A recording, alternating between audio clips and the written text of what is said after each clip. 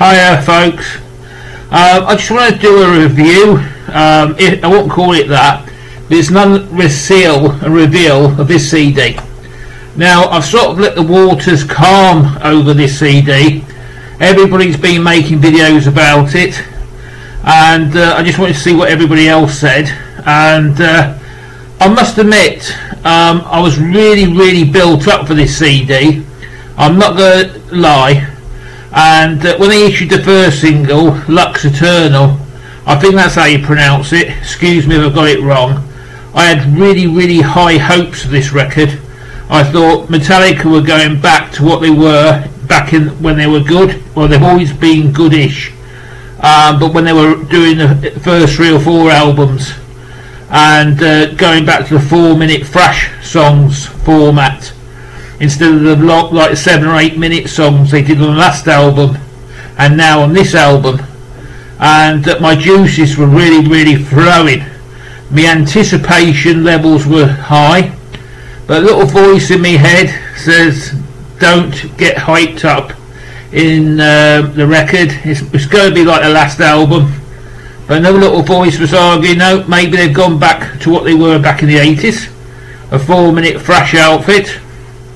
But I was disappointed, but not in a bad way. This record, 72 seasons, it basically means, I think it's something to do when you get, it's a coming of age album, and yeah, I don't like that. The first thing I don't like, all the listings are on the actual, I just ripped the polythene and all the listings are on the actual polythene. Well, that's clever, that's a clever concept for a record, isn't it? Can you see? Now it's all come off. So yeah, that's not good. But when you look at the cover, there's one word that springs to mind, but unfortunately I don't swear on this channel. But it must mean something. I think it means from when you're born, and what you sort of, well, I don't know what it means really. I think it's when you're born, you go through your first 18 years, and that's all your stuff you sort of accumulate, all the issues you go through. It's got James Hetfield on the front,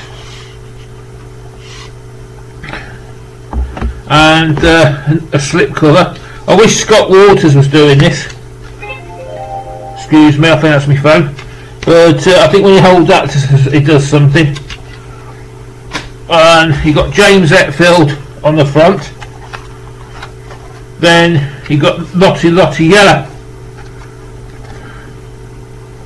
I think that's Lars. And you have to open it up. Now the track listing. Oh, you got a booklet. How can I describe it? As I say, the best song on here by far to me is Lux Eterna.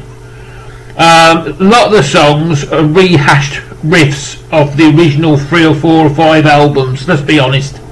I spotted Masters of Puppets, Enter the Sandman, and what they've done is rehash the riffs to make it into a new song.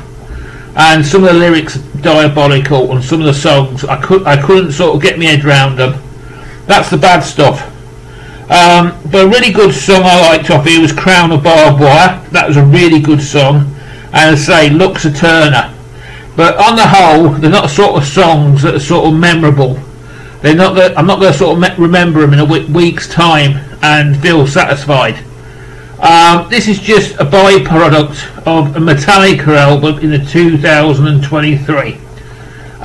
They're easily now the biggest heavy metal band on the planet, and this is what I expect them to release. It's a corporate metal CD. You know, James Hetfield still sings well. The amount of money that's gone into the production of this record, you're looking at millions, and the actual to promote it and all that sort of stuff. And they've come up with a product to give us it all, and you know, this is what they're doing. Then they'll go on a tour that will generate millions and millions of dollars. This will generate millions and millions of dollars.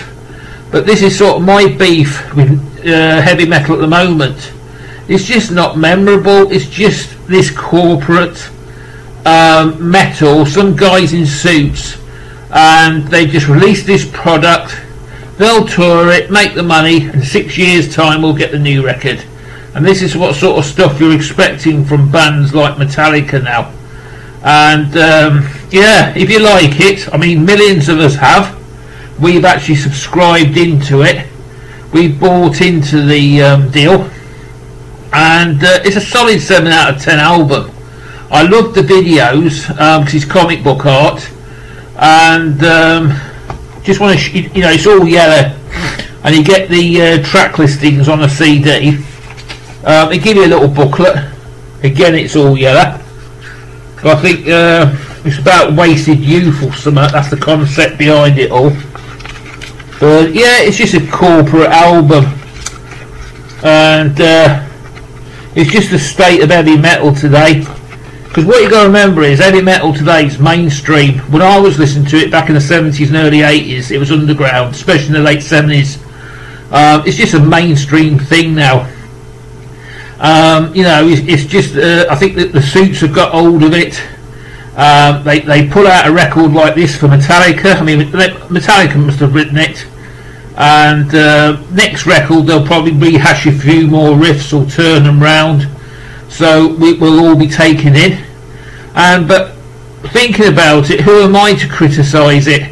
Because I am one of the eight, except it's the biggest selling, I think it's their first #1 UK hit album they've had for ages. It's selling like hotcakes, and who am I to moan, really? So I'm one of the idiots who've been taken in by it.